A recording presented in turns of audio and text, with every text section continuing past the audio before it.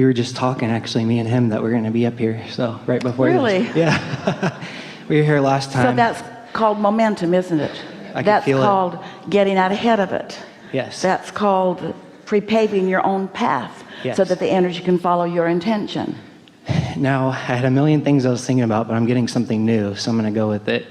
You had been talking about lately daydreaming, and I feel like I'm staying in that world a little bit more than I have been in reality.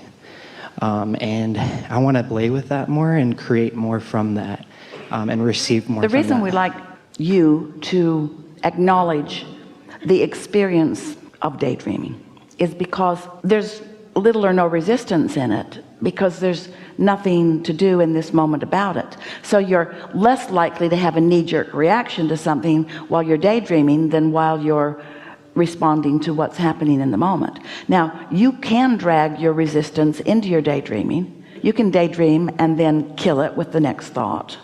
But we're talking about that daydreaming for the pleasure of daydreaming. Daydreaming for the pleasure of just allowing your mind to go where it will without resistance.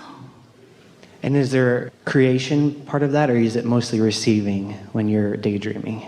It's all receiving, because you've already put it into your vortex. So it's you tuning into what you've put there in a beautiful visual way. Wow. That may be the best question of ever, because you put the emphasis right where it belongs. It's the receiving, receiving, receiving, receiving. And to go along with that, I think I've spent my whole life doing that kind of thing, where instead of cleaning up something, I would just go straight to the daydreaming part. Good for you.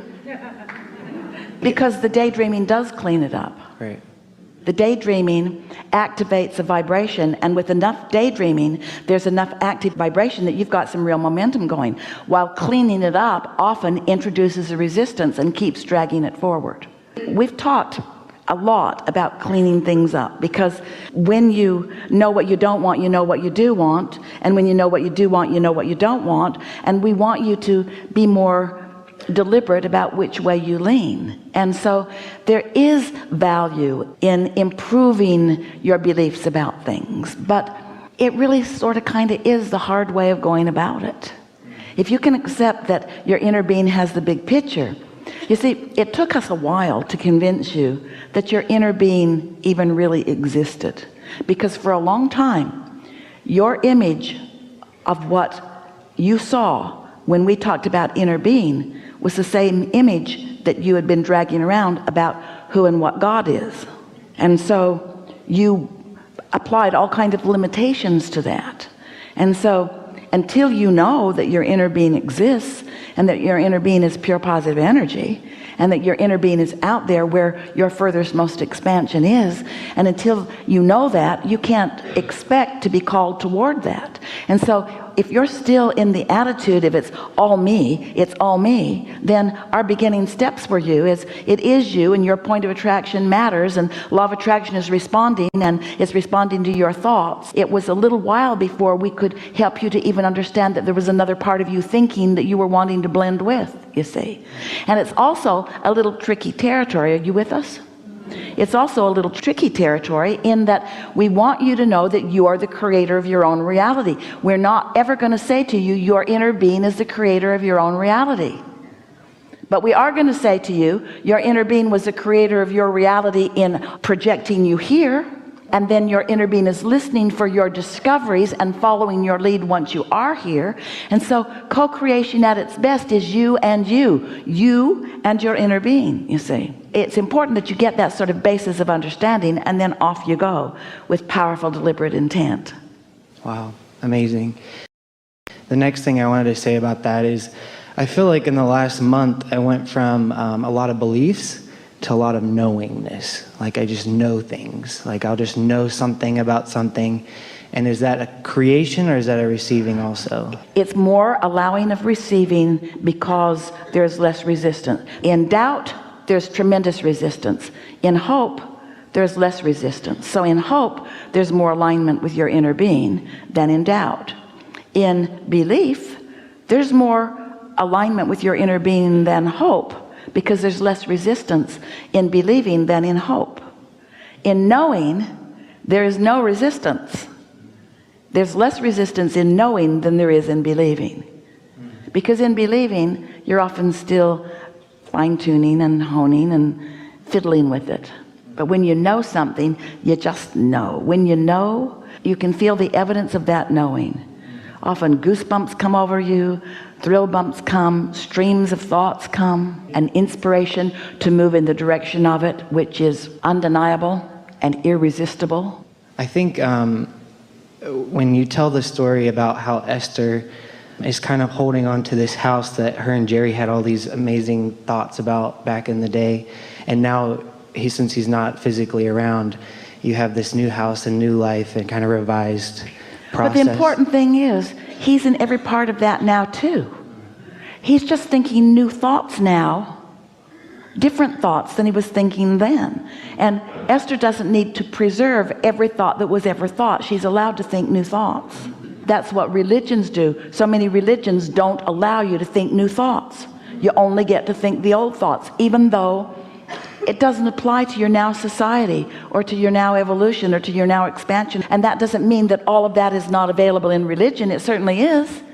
It's just often not what people who are steeped in religion are about. I love it.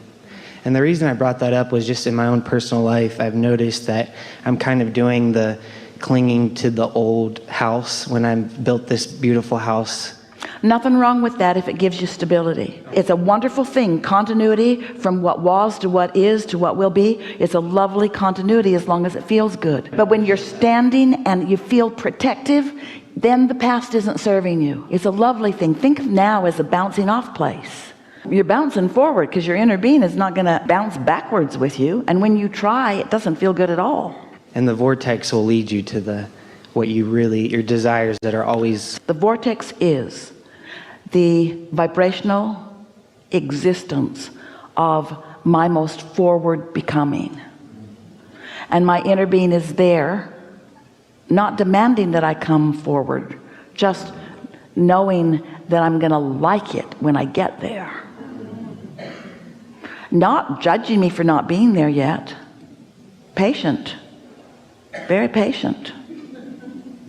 I think I've been learning a new level of compassion from my inner being about myself, and the correlation between the level of compassion I have for myself and the level of connecting to that knowing is kind of direct. Let's define compassion so that you can feel it fully.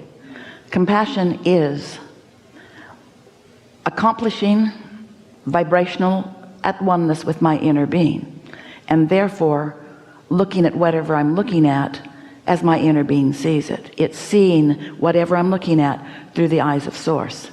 Sympathy is on the opposite end of the spectrum from compassion. For a moment, when we told you the tree story for Esther, you sympathized with her. We never did. We understood her discomfort, and we understood why she had discomfort, but we didn't support her in her discomfort. Instead, we looked forward, and eventually she'll come along with that because she wants to feel good. The tree is irrelevant. Feeling good is relevant. Can you remember what you last said to us? We'd like you to say it again. Actually, I've just been kind of saying what's flowing, but probably the level of compassion with my inner being and loving myself has brought me more fruit in my life than anything that I've ever done so far. Well, think about why. Think about how powerful that is, and think about why that is. So your inner being stands where everything you've asked for is, and holds the vibrational frequency of that. Start with the knowledge or the concept of the law of attraction, and imagine yourself for a moment standing in a place of some doubt about something, and imagine your inner being standing in a place of absolute knowing about it, and envision now the law of attraction responding to both of those vibrations. So you've got a mix going on that is hindering in nature, because it's like you're pushing and pulling at the same time. You're allowing and denying at the same time. So when you are in complete alignment with your inner being, now there's only one calling. Nothing's pulling against that. And that's why you feel open-ended. That's why you feel free. That's why you feel full and eager and invincible, because there's no conflict going on within you. And what we'd like to say here, we are nearly at the end of this segment, but what we'd like to say here is that the only thing that ever hinders anyone is their own vibrational conflict, which is always evidenced by negative emotion. But even when you are feeling negative emotion, your inner being is not focused upon the fact that you are not in alignment. In fact, if your inner being would focus upon the fact that you are not in alignment, your negative emotion would go away, because your inner being would now be sympathizing with you, which it will never do. You follow that? I think I'm becoming a professional self-soother in the way where, not with drugs or anything, but with, just teaching myself that, this is important, and not important where it's a mountain out of a molehill, but just important because it's going to guide me back to my alignment. Esther was in quite a situation, because she wants to feel good more than anyone you will ever meet, and knows how to. And she was sitting there having a knee-jerk reaction to something that she couldn't control. It was over. The limbs were down. It was over. She could not control it. But she didn't let go, even though she couldn't control it. She was beating up on herself about not having been in a better position to control it. She was missing the entire point. Because the point isn't to control conditions and situations. The point is to find alignment anyway. That's the point. And that feels a little threatening, because a lot of people have been creating their life through a really, we don't want to be disrespectful of you, but a really inadequate ability to control. You cannot control. Well, you can't control much. When you seek to control by pushing against what you don't want, you lose all of your power. So Esther's physical depletion, as she blamed it on her loss of the tree, was not about the loss of the tree. It was about the loss of her connection. Period. That's beautiful. And I think I'm learning that in every relationship and interaction I have with people, is that it's really no need to be defensive, but it's just that I'm separating myself from my inner being a little bit if I feel that way. So this is good. Why would you or anyone be defensive?